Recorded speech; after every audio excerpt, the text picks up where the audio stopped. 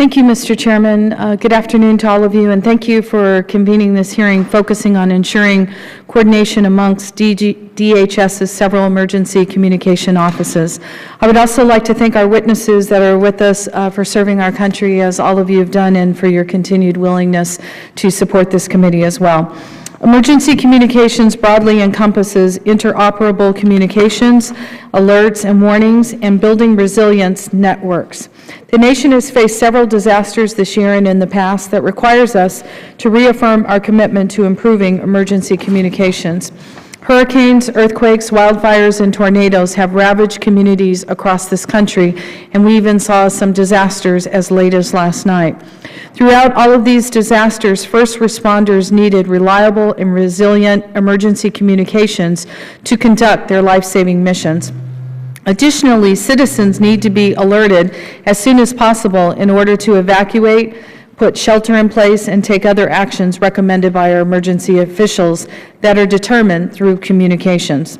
Simply put, resilience and interoperable communications is required to save lives and to initiate recovery. Unfortunately, gaps still do exist despite our progress over the last decade.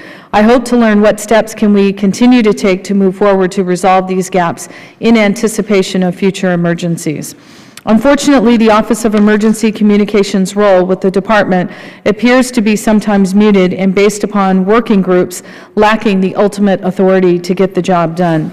Eliminating silos, maximizing assets, and streamlining policies requires strong authority as intended by Congress. The introduction of the broadband provides an advanced and innovative tool for first responders. Building a nationwide interoperable emergency communications network is critical to our ability to a successful, conducive, multi-jurisdictional response operation. And I would say that last week in the district, I had an opportunity to visit the Beverly Hills Police Department that has the ISIS system and to talk to some of the members of IRICS as well. As an original co-sponsor of the Broadband for First Responders Act of 2011, I'm proud to support this bipartisan legislation that addresses this long overdue need. I am interested in hearing what the role DHS will play in support of President Obama's commitment to develop and deploy a nationwide interoperable wireless network for public safety.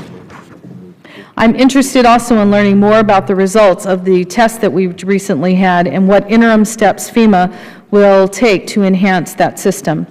Finally, as Congress continues to discuss the nation's fiscal future, we should recognize the importance of building and sustaining preparedness capabilities. Draconian cuts authorized in the full year 2012 DHS appropriations bill puts emergency communication capabilities gained over the last decade in jeopardy. And I would say for those of you who weren't here earlier for the Cybersecurity Subcommittee, we heard that very fact by Undersecretary O'Toole. And I hope that you would just be as frank with us as she was. We need to learn what capabilities have been supported by these grant programs and the effects of the first responders' response operations if they are to be eliminated. Again, I thank you all for being here today, and we look forward to your testimony as we probably return. Thank you. I want to thank the ranking